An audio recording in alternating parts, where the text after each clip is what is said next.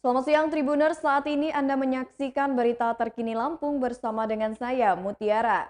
Kami akan menyajikan informasi menarik dan terkini untuk Anda dari berbagai daerah di Provinsi Lampung. Dan inilah berita terkini selengkapnya.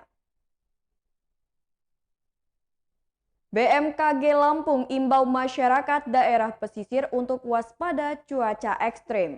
Badan Meteorologi, Klimatologi, dan Geofisika Raden Inten II Lampung memperkirakan dalam 3 hari ke depan cuaca ekstrim masih melanda bagian selatan Samudra Hindia. Kepala BMKG Raden Inten II Lampung, Kuku Rudi Bianto, pada Senin 29 November 2021 mengatakan kalau cuaca selalu berfluktuasi, kadang naik dan kadang turun. Saat menjelang puncak musim, baik musim penghujan ataupun musim kemarau, berpotensi angin kencang yang berpengaruh terhadap gelombang tinggi karena lebih mengarah ke beda tekanan wilayah selatan dan utara ekuator. Kuku mengatakan gelombang tinggi terjadi karena adanya tiupan dari angin. Saat angin bertiup kencang dalam waktu yang lama menyebabkan kondisi gelombang yang tinggi. 4 hari lalu terjadi siklon padi, tapi sekarang sudah selesai. Low pressure atau tekanan udaranya yang sudah sangat jauh. Kuku mengatakan potensi gelombang tinggi masih terus ada. Pihaknya memprediksi gelombang tinggi di wilayah selatan Samudra Hindia masih akan terjadi dan intensitasnya cukup tinggi.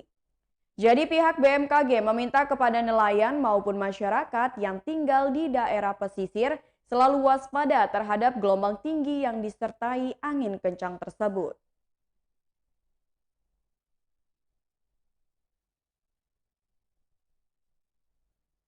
Berita selanjutnya, bayi 10 bulan di Tubaba alami luka parah akibat tumpahan air panas.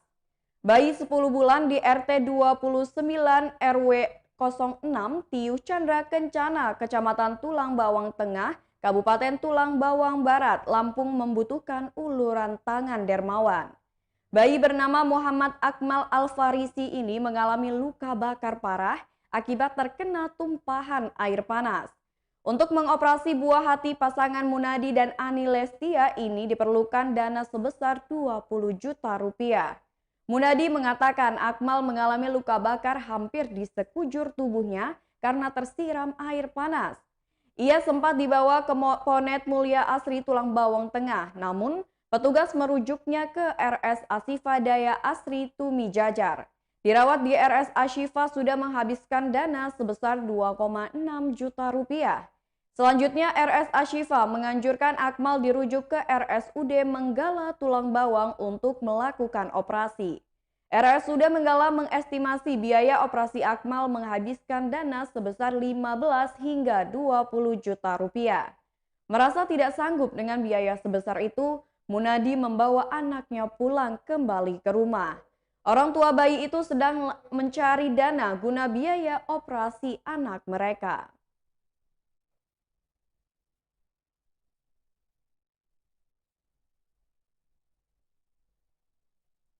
Berita selanjutnya, Pringsewu masuk 3 besar kasus DBD di Lampung. Demam berdarah dengue atau DBD di wilayah Kabupaten Pringsewu mencapai 155 kasus.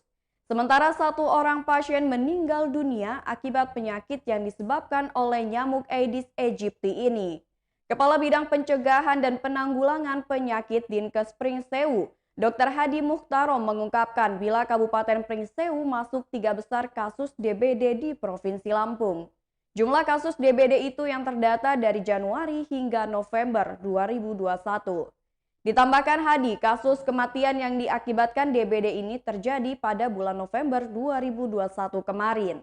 Oleh karena itu, ia mengimbau supaya masyarakat tetap mewaspadai DBD, mengingat saat ini sudah memasuki musim penghujan, yakni dengan tetap melaksanakan kegiatan pemberatasan sarang nyamuk, diantaranya dengan cara 3M menguras, menutup, dan mengubur, serta memanfaatkan kembali atau mendaur ulang barang bekas yang berpotensi jadi tempat pengembangbiakan nyamuk Aedes aegypti.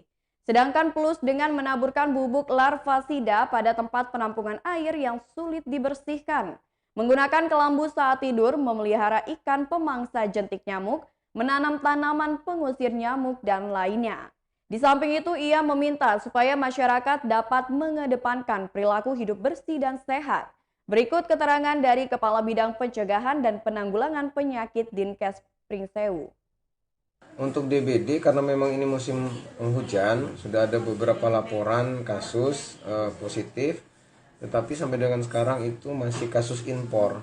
Artinya pasien tersebut terkena DBD karena melakukan perjalanan ke daerah yang endemis DBD, bukan memang didapat dari wilayah Lampung Utara. Untuk Lampung Utara sendiri kan wilayah endeminya di mana saja? Untuk wilayah endemi di Lampung Utara ada beberapa tempat. Yang pertama di Abung Selatan, kemudian Bunga Mayang, Belambangan. Berita selanjutnya, pelaku pencurian di warung warga Rumbia berhasil ditangkap polisi. Setelah lebih kurang 1 bulan kasus pencurian di salah satu warung milik seorang warga di Kampung Bukti Basuki, Kecamatan Rumbia berhasil diungkap pihak kepolisian. Satu orang pelaku berinisial RDS berusia 28 tahun warga Rumbia berhasil diamankan di kediamannya pada Selasa 16 November 2021 lalu sekitar pukul 3 waktu Indonesia Barat. Kapolsek Ibtu Eko Heri Susanto mendampingi Kapolres Lampung Tengah AKBP Oni Prasetya menjelaskan, penangkapan RDS berkat laporan korban Suryanto pada 19 Oktober 2021 lalu. Dari laporan korban, polisi kemudian melakukan penyelidikan dengan meminta keterangan dari saksi-saksi dan melakukan olah tempat kejadian perkara. Pelaku masuk ke warung korban dengan cara merusak gembok dan kunci pintu warung. Aksi itu ia lakukan dini hari sekitar pukul 3 waktu Indonesia Barat. Untuk membawa barang hasil curian dari dalam warung, pelaku menumpahkan tepung dari dalam karung. Karung tersebut oleh pelaku RDS digunakan untuk memasukkan puluhan bal rokok dan barang-barang curian lainnya. Setelah menguras barang-barang curian tersebut, pelaku kemudian keluar dari pintu belakang warung dan kemudian dinaikkannya ke atas motor. Pelaku mengakui masuk ke dalam warung dengan cara merusak gembok dan kunci. Setelah terbuka, ia menguras barang-barang jualan milik korban. Aksi pencurian diketahui oleh korban Suryanto saat dirinya hendak membuka warungnya sekitar pukul 6 waktu Indonesia Barat. Suryanto terkejut karena gembok kunci pintu warungnya sudah dalam kondisi terbuka. Pintu warung pun sudah dalam kondisi terbuka. Saat melihat ke dalam warung, korban mendapati puluhan bal rokok berbagai merek sudah raib dari dalam etalase warungnya. Rokok di dalam etalase hampir semuanya diambil, jumlahnya puluhan bal. Selain itu, barang-barang dagangannya yang lainnya seperti minyak sayur, susu, dan sembako lainnya juga turut raib dicuri oleh pencuri. Atas kejadian pencurian yang dialaminya, korban kemudian melakukan pelaporan kepada pihak Polsek Rumbia. Guna mempertanggungjawabkan perbuatannya, pelaku RDS dijerat dengan pasal 363 KUHP dengan ancaman hukuman 7 tahun penjara.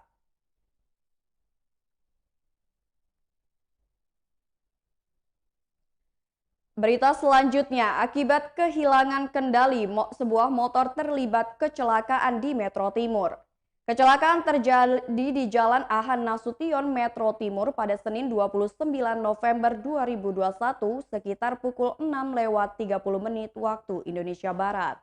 Kecelakaan itu melibatkan sepeda motor Yamaha Vision dengan nomor polisi BE4930IT dan mobil Daihatsu Calya dengan nomor polisi B2735 UKR. Kanit Laka Polres Kota Metro Aibtu Suwarno mengatakan, kejadian berawal saat mobil Calya dari arah Metro hendak ke Pekalongan. Saat akan berbelok ke kanan, mobil itu sempat berhenti. Mobil sempat berhenti sejenak, lalu dari arah berlawanan satu kendaraan roda 2 hilang kendali, sehingga terjadi kecelakaan kedua kendaraan tersebut. Atas kejadian itu, kata Suwarno, mobil mengalami kerusakan di bagian kap depan. Sedangkan motor mengalami kerusakan pada pelek dan juga sok.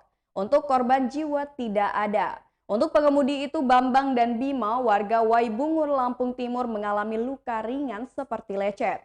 Sudah pulang dari rumah sakit, tadi dibawa ke RSUD Ahmad Yani.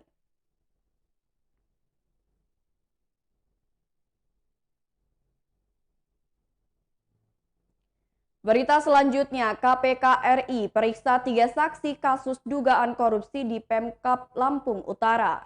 Komisi Pemberantasan Korupsi RI kembali melakukan pemeriksaan saksi terkait kasus dugaan korupsi yang terjadi di pemerintah Kabupaten Lampung Utara dengan tersangka Akbar Tandaniria Mangkunegara pada Senin 29 November 2021.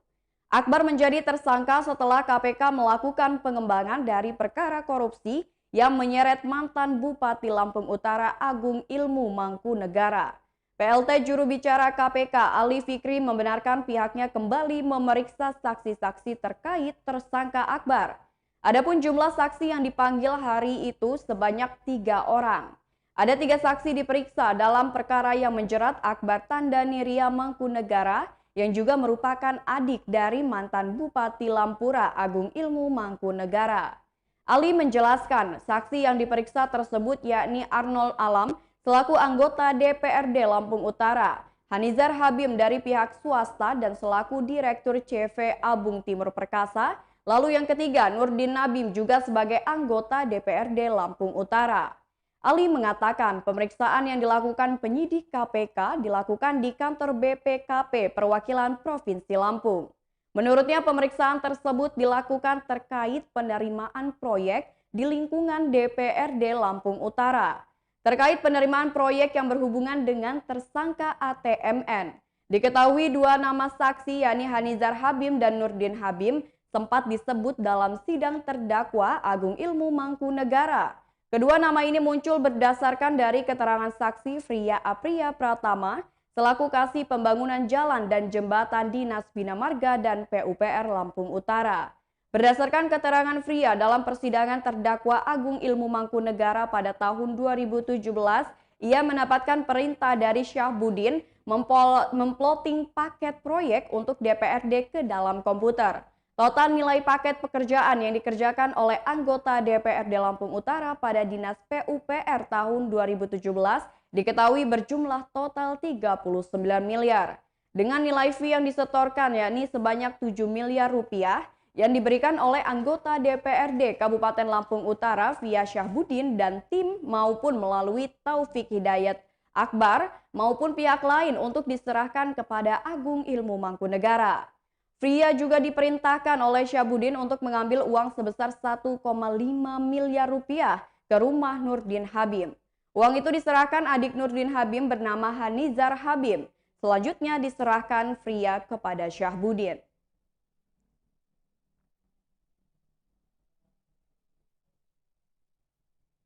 Baiklah Tribuners, itulah berita terkini Lampung bersama dengan saya Mutiara. Selamat siang dan sampai jumpa.